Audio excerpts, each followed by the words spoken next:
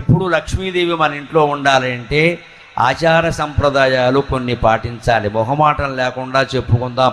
పొద్దున్న 6 గంటల్లోగా దంపతుల స్నానం అయిపోవాలి. అటువంటి ఇంట్లోనే లక్ష్మీదేవి ఉంటుంది.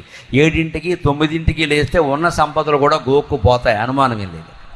పొద్దున్న 6 గంటల్లోగా దంపతుల స్నానం అయిపోయి ఆ పాత బట్టలు తీసేసి ఉతికిన బట్టలు ధరించాలి ఖచ్చితంగా. అప్పుడు లక్ష్మీదేవి దగ్గర మన ఇంట్లో ఇలవేలుపు ఎవరైతే రామచంద్రుడు, శివుడు ఎవరైనా పర్వాలా, అక్కడ ఒక దీపం పెట్టి ఒక్క పువ్వు పెట్టి దండం పెట్ట. ఒక్క పువ్వే, దొడ్లో పువ్వులన్నీ కోసేయకండి అనవసరంగా పట్టుకొచ్చి. ఒక్క పువ్వు పెట్టి దండం పెట్ట, ఒక్క నమస్కారం పెట్టినా చాలు. పువ్వులు పెట్టడం కాదు ముఖ్యం, ఇక్కడ మనస్సు ముఖ్యం. పెట్టాలి. తర్వాత వీలైతే ఓ స్తోత్రం ఏదైనా పారాయణ చేసుకోవాలి. కాసేపు జపమో ధ్యానమో చేయాలి, ఒక్క అరగంట. తర్వాత నీ పనులన్నీ చేసుకో, ఎవడు వద్దల్లా. మళ్ళీ సాయంత్రం స్నానం చేయాలి. కనీసం ముఖమైనా కడుక్కోవాలి నీళ్ల కొరత ఉంటే. మళ్ళీ దేవుడి దగ్గర కూర్చోవాలి. ఒక అరగంట పాటు స్తోత్రమో పారాయణో ధ్యానమో జపమో ఏదైనా చేయాలి. ఇది నిత్యకృత్యంగా ఏ ఇంట్లో స్త్రీలు పురుషులు చేస్తూ ఉంటారో ఆ ఇంట్లో లక్ష్మీదేవి నివాసం ఉంటుందమ్మా, అనుమానమే లేదు.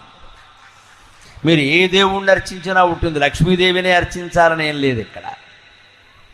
ఏ దేవుణ్ణి మీరు పూర్తిగా నమ్మి అర్చించినా, శివుణ్ణి, రాముణ్ణి, కృష్ణుణ్ణి, వెంకటేశ్వర స్వామిని, ఏ దేవుణ్ణైనా పర్వాలా, ఎలవేలుపు ఆ దేవుడే సంపదలన్నీ ఇస్తారు. కానీ ఈ మాత్రం ఆచారాలు పాటించాలి.